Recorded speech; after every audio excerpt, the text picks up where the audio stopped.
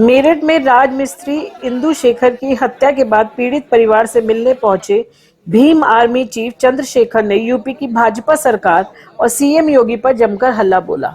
चंद्रशेखर ने कहा कि योगी जी के यूपी में शोक सभा करना भी अपराध है। ये कैसा उत्तर प्रदेश है जहां पहले निर्दोष को मार दो, फिर उस पर किसी को रोने भी मत दो। दरअसल रविवार को पीड़ित इंदु शेखर के घर पर शोक सभा रखी गई थी। इसी शोक सभा में चंद्रशेखर आए थे। चंद्रशेखर ने कहा, मुझे यहाँ आने से कोई नहीं रोक सकता, लेकिन इस पीड़ित परिवार को शोक सभा से रोका गया। धारा 144 लगाकर इनकी शोक सभा कैंसिल की गई।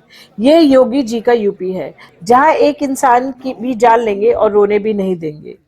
चंद्रशेखर ने यूपी की भाजपा सरकार पर हमला बोलते हुए कहा कि जिस तरह एक दलित व्यक्ति की निर्मम हत्या हुई है, ये कैसा कानून का राज है।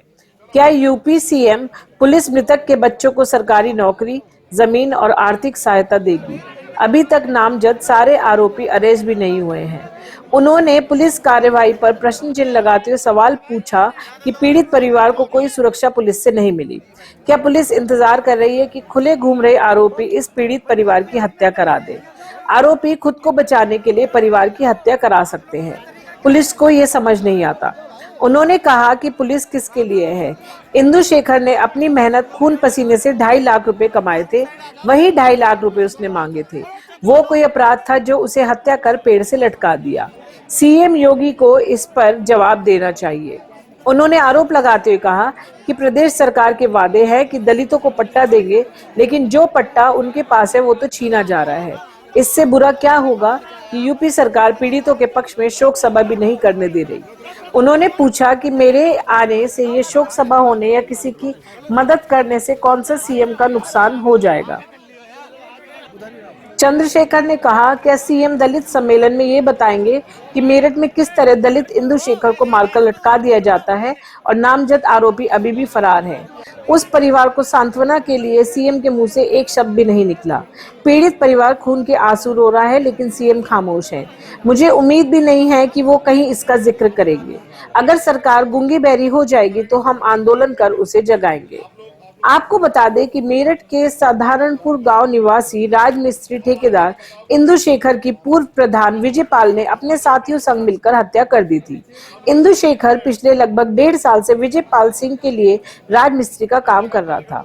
विजयपाल पर इंदु शेखर के पेमेंट के लगभग 2.5 लाख रुपए बकाया थे। इंदु शेखर अपने और मजदूर को देने के लिए आए दिन विजयपाल से अपनी पेमेंट मांगता था। आरोप है कि पेमेंट बकाया के चक्कर में विजयपाल ने इंदु शेखर को रास्ते से हटाने के लिए अपने साथियों के साथ मिलकर उसकी हत्या कर दी थी।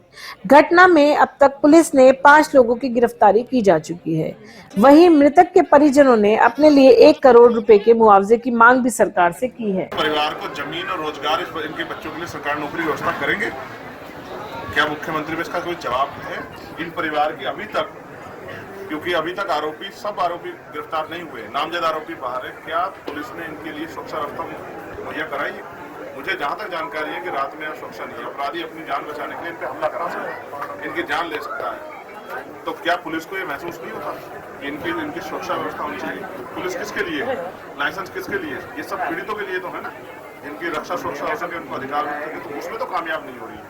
और आज 144 लगा के यहाँ जो शोक सभा थी, अब इससे बुरा क्या होगा कि उत्तर प्रदेश में पीड़ितों के पक्ष में शोक सभा भी नहीं होने दे रही है सरकार। मेरे आने से, शोक सभा होने से, समाज के मदद कर देने से कौन सा मुख्यमंत्री का नुकसान हो जाता? आपने आने से रोका गया था? नहीं, मुझे आने से कैसे रोक देंगे? लेकिन वो जो शोक सभा यहाँ रखी गई थी परिवार ने, उस शोक सभा को 104 लगा कैंसिल किया। इसका मतलब समझते हैं आप क्या? इसका मतलब ये है कि आपका एक व्यक्ति की जान भी ले ली जाएगी और आपको रोने भी नहीं देंगे। ये उत्तर प्रदेश बन गया है और ये योगी जी का उत्तर प्रदेश है। योगी जी को जवाब देना चाहिए कि उनके जो वादे हैं, वो जो बातें करते हैं, तो जमीन का पट्टा जहाँ वो रह रहे हैं उनको मिलेगा, ये पट्टा जो उनके पास है वो तो छीन रहे हो। 2.5 लाख रुपए मेहनत करके कमाई थी उसकी, कौन देगा जवाब? अपने पैसे मांगने में? क्या अपने पैसे मांगना, अपनी मजदूरी मांगना, अपनी मेहनत मांगना अपराध हो गया? और पुलिस, मुझे बहुत उम्मीद नहीं है। मैं तो मुख्यमंत्री से पूछ रहा हूँ, जवाब दें कि क्या वो दलित सम्मेलन में बताएंगे किस तरह से इंदु शेखर को मेरठ में मार के लटका दिया जाता है और नामजद आरोपी अभी तक फरार है। उस परिवार को वो खून के आंसू रो रहे हैं। एक सब मुख्यमंत्री के मुंह से निकला, दलित सम्मेलन में क्यों नहीं बता रहे हैं कि हमारी सरकार ऐसी सरकार है जिसमें दलितों को मार के लटकाया जाता है। तो मुझे बहुत उम्मीदें नहीं, लेकिन मेरे बहुत सा सवाल अभी मैं मीडिया से प्रेस वार्ता करके अपनी बात रखूंगा और उसके बाद जो समय सुनिश्चित हमारे नेता लोग यहाँ से करेंगे, हमारे बीमार में के जिलाध्यक्ष, आजाद समाज के जिलाध्यक्ष, हमारी मंडल की टीम जो समय तय करेंगे, उसके बाद अगर सरकार गूंगी बहरी हो जाएगी तो हम आंदोलन करके सरकार को जगाने का काम करेंगे। अभी आपके परिवार से मिले, कुछ बिंदुओं पर बात भी हुई, क्या लगता है